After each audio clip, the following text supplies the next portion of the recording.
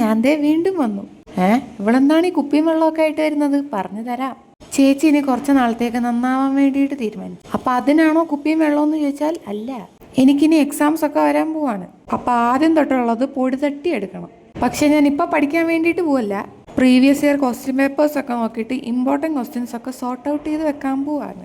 എല്ലാം കൂടിയിട്ട് പഠിക്കാൻ വേണ്ടിയിട്ട് എനിക്ക് ഇഷ്ടമല്ല. പഠിച്ചാലോട്ട് ഓർമ്മയും നിൽക്കൂല. അതുകൊണ്ട് എല്ലാം ഒന്നും വേണ്ട, ഇമ്പോർട്ടൻ്റ് ആയിട്ടുള്ളത് മാത്രം മതി. അല്ലെങ്കിൽ നമ്മൾ എന്തിനാണ് ഈ ആവശ്യമില്ലാത്ത സാധനങ്ങളൊക്കെ എടുത്ത് തലയിലോട്ട് വെക്കുന്നത്? ഈ ഇടയായിട്ട് ഞാൻ പറഞ്ഞു തീർക്കുന്നതിന് മുമ്പേ വീഡിയോ അങ്ങ് ഓടിപ്പോവുക.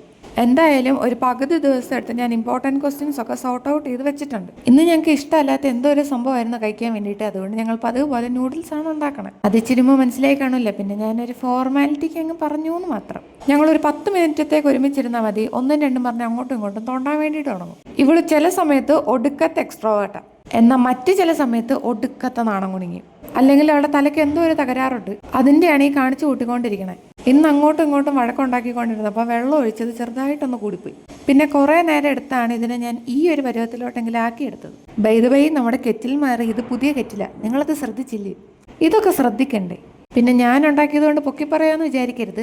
നല്ല ടേസ്റ്റ് ഉണ്ടായിരുന്നു. സംശയം ഉണ്ടെങ്കിൽ അവളുടെ മെയിൻ എക്സ്പ്രഷൻ ഇട്ട് കാണിച്ചു തരും. ഇപ്പൊ മനസ്സിലായില്ലേ അടിപൊളിയായിരുന്നു എന്ന്?